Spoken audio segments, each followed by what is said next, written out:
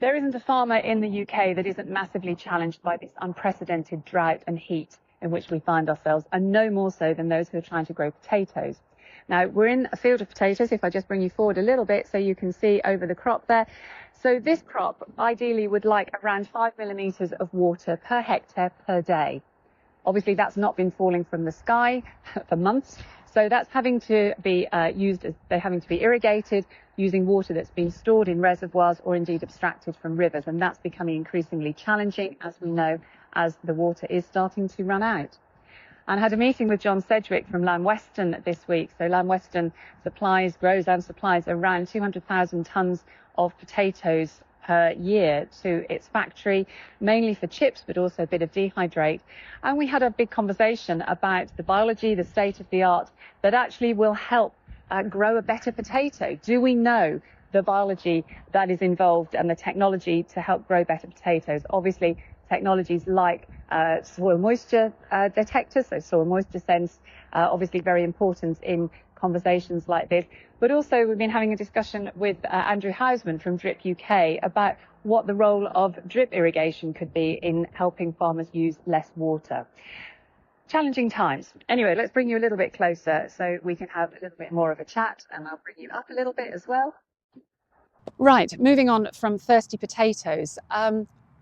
We have a great opportunity for those who are early in their career through a partnership with the Society of Agriculture to offer 2 complimentary places to members of our Early Career Innovators Forum to attend the Farm Management Skills Programme held at Harper Adams in November.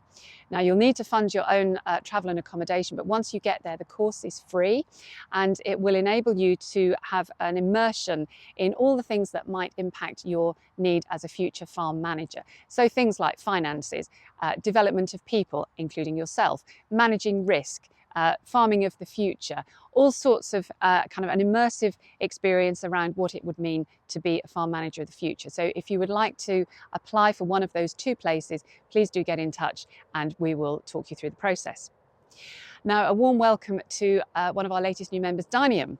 So Dynium, based in Silverstone, founded by originally 2 Formula 1 engineers. So there's going to be some pretty hot engineering going on here.